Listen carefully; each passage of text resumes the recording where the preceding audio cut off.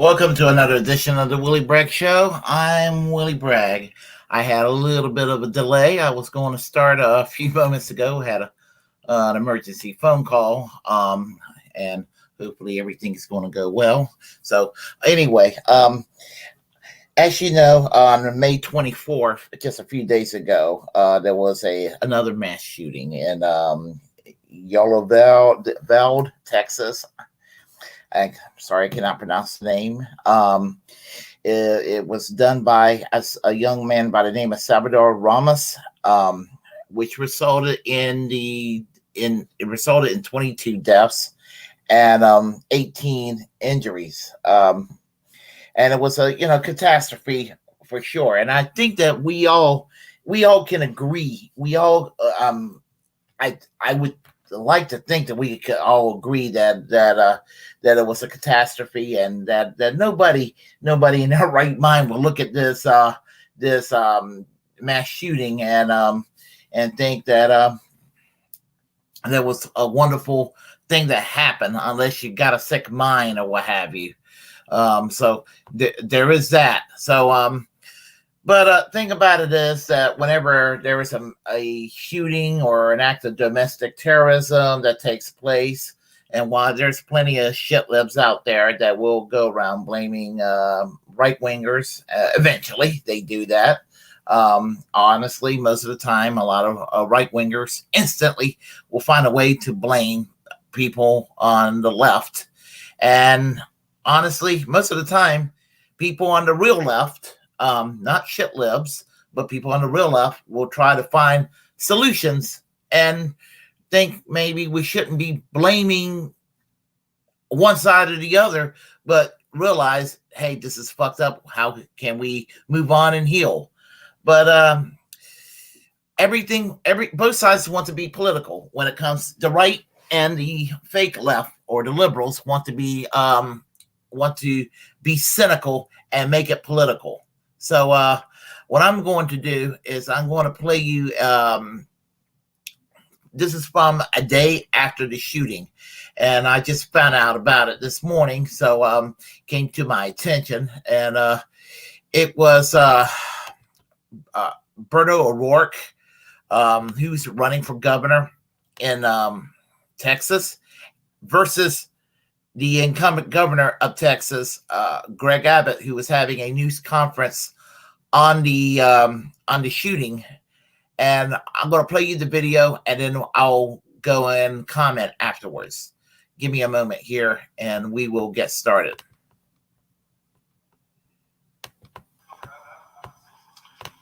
Excuse me. Excuse me. Excuse me. Sit down. You're out of line and an embarrassment. Sit down and don't play this stuff. No, he needs to get his ass out of here. This isn't the place to talk this over. This is totally predictable. Sir, you're out of line. Sir, you are out of line. Sir, you are out of line. Please leave this auditorium. I can't believe you're a sick son of a bitch that would come to a deal like this to make a political issue.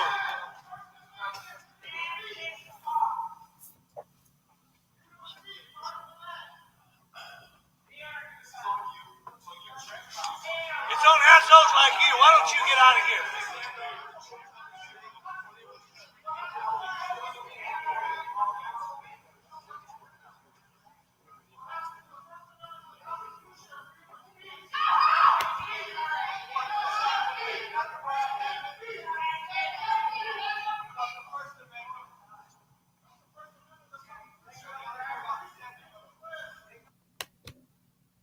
Okay. Okay. As I said, that's what happened there a few days ago. And what I have to say is that while I do think that Governor Gregg Abbott of Texas is a pile of pig shit, and I say that without apology, second to Governor Ron DeSantis of California, my big question is, am I supposed to be impressed with Beto O'Rourke disrupting this press conference? Because to me, it looked more performative than anything else to disrupt this press conference. Now, don't get it twisted. I mean, I despise Gregg Abbott, and I don't have a problem with disrupting the conference in itself. But I don't. Here's the thing. I think a lot of normie Democrats and the vote blue, no matter who crowd will look at that and be like, oh, that is so base. Oh, look, that is so base what he did. Oh, man. Oh, he is so fucking brave. We need more of that. More than likely, Gregg Abbott's going to beat Beto O'Rourke in November. Remember, people, it's fucking Texas. It's Republican land all the way. He's campaigning on taking away people's AR-15s. I don't care if there's a mass shooting out there. It's fucking Texas. And, wherever position any of us on the left have on gun control, campaigning on identity politics like gun control, a culture war issue, and you're not campaigning on anything else really of any value, that is not going to win over Bubba, who wants to hold on to his AK. If he had an AK-47, I could kind of respect that. That Bubba who's holding on to his AR-15 I mean, he ain't going to be voting for no Beto O'Rourke. Probably wouldn't be voting for Beto O'Rourke if he wasn't so in your face about taking away the AR-15. And the thing about it is when he ran against Ted Cruz in 2018 for the U.S. Senate, I was a little bit sillier back then. I thought, oh, well, he seems really like edgy and all of that. And it was, again, performative. I even fell for the act. And I thought, I thought he was like the new wave of progressive Democrats that were going to go and retake the party. Little did I know he supported fucking Hillary Clinton in 2016. And he ended up being pretty much a corporate Democrat all the way through. And he just had this kind of edgy persona that he fools people. I mean, yeah, and all of that. And then one of the reasons I will never forgive the guy is that 2 years ago, about 2.5 years ago at this point, what he did basically in what was called Bloody Monday before with the primaries, when he dropped out early, but he endorsed Joe Biden. And after Barack Obama made a couple of phone calls, and Pete Buttigieg and Amy Klobuchar and all those motherfuckers dropped out, they all went around Joe Biden, and Bernie Sanders got fucked over again a second time. So all kinds of reasons not to like Beto O'Rourke. Beto O'Rourke is a faker. He's an actor. He's an opportunist. I mean, he lost the race for the U.S. Senate, and then he jumps to run for president, and then he jumps to run for governor.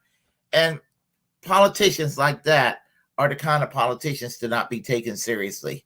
And then they go, and we had a politician kind of like that here in North Carolina. I mean, an older person, and he had an older demeanor, but John Edwards was a faker too.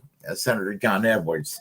So, that's basically what I'm getting at. But the thing is that they were talking about making things political. Yeah. Beto O'Rourke was making this shit political. No doubt about it. It was all performative. It was always about making things political. Gregg Abbott is making it political. And yeah, I know that whenever there's a shooting, Democrats will do the gun control thing. They don't really call for extreme gun control at that. They're calling for, universal background checks and maybe regulations on how to sell the weapons, or it's not even anything that consists of gun grabbing. But any little bit of reform, you have the NRA and Gun Owners of America like, they're out there ready to take your guns. And then their solution is, we need more guns around, and that is their solution. And honestly, whether you believe in gun control or not, and I have my own little unique position on gun control, and I will share that with you momentarily. But the thing about it is that what is the right one? What's the knee-jerk reaction when there's a mass shooting? Usually two reactions. One, when it comes to how this could have been prevented, they're like, we don't need gun control.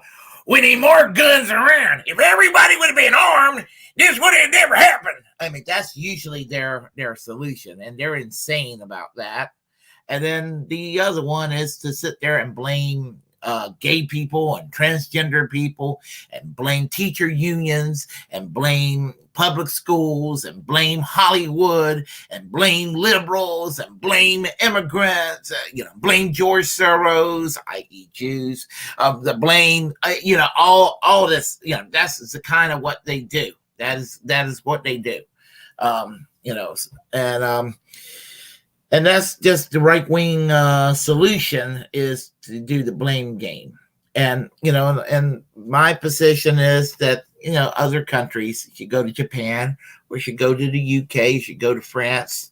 I know that, you get some occasional acts of terrorism in Europe, but they're very rare compared to mass shootings and shit like that here. The streets are a hell of a lot safer. And there's that to be said, whether you agree with gun control or not. In other countries, objectively, they do have gun control. It works in other countries. Now, do I favor gun control here in the United States? This is where I am conservative. I believe in conserving the U.S. Constitution, and that means that it is explicitly stated in the U.S. Constitution that we have a Second Amendment right to protect ourselves. And so I am a Second Amendment absolutist, but I can make an explicitly left-wing case for the Second Amendment. With all the right-wing violence that's out there right now, and I'm a pretty peaceful person, I'm pretty passive, but I believe in defending yourself if you're attacked. With the alt-right and all the domestic white nationalists out there trying to things like the synagogue bombings and the grocery store bombings a little while back over there in Tops in Buffalo, New York, with the African Americans that were killed, and the Dylan Roof shooting at the church in South Carolina, or the Holocaust Museum several years ago in Washington D.C., and all these various terrorist attacks that taken place over the years. The thing about it is that, whether you're African American, whether you're Jewish, whether you're LGBTQ, or whether you're leftist, the white nationalists hate every last one of us. Every last one of us need to arm ourselves. So I believe, that the left needs to arm ourselves, and we all need to protect ourselves from right-wing attacks. I'm not for attacking anybody, but I do think we need to defend ourselves. Honestly, and we, and as I said, if you're attacked, you got a right to defend yourselves, and they're out there to try to attack us. I mean, all of us. So I mean, that's kind of my take on things right now, because I'm fearful at times, or concerned. I'm not going to say I'm fearful, but I live here in one of the most right-wing areas of the state here in North Carolina, and there are some places that I'm just a little squeamish, or there are some communities that I know where to avoid, where there's a lot of Confederate flags, and it's been known to have a little bit of a white nationalist activities going on. So if I happen to be driving through there, I'll be like, I'm driving through there really, really, really, really fast. And I was like, I'm going to go through there, and hopefully I won't break down or whatever. So, and Johnson County it has been historically a breeding ground for, this kind of activity here in this state. So, there's my family told me stories from the past over the years, some of the stuff that they've seen over the years. Anyway, that's just kind of my take on things, but I'm pontificating as I normally do, and I'm sorry about that, folks. I'm going to try to do better. But anyway, as I said, I'm not impressed with Beto O'Rourke. Sorry, I'm just not. I don't know who's on the ballot as an alternative. If it's just Democrat and Republican, I just probably wouldn't even bother to vote in Texas. But if the Greens, or, I'll vote for anything other than a Democrat or Republican in that election, obviously. Even a Libertarian, if they're correct on a few issues. But that's kind of my take right now. So anyway, we have a nice little chat line over here. And let's see here. We have, we have hot retarded chicks, and yeah, we got a little bit delayed. How are you? We ain't got all day. I understand that. Hey, I know. The UValde.